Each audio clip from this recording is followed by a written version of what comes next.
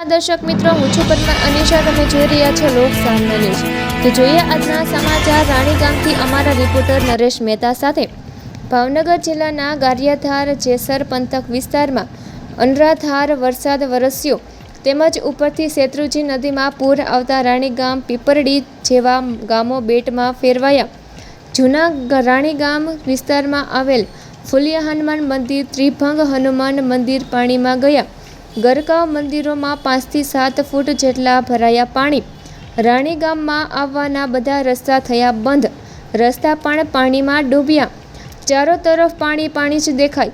તો ફરી મળીશું એક નવા સમાચાર સાથે. ત્યાં સુધી જોતા રહો લોક સામના ન્યૂઝ.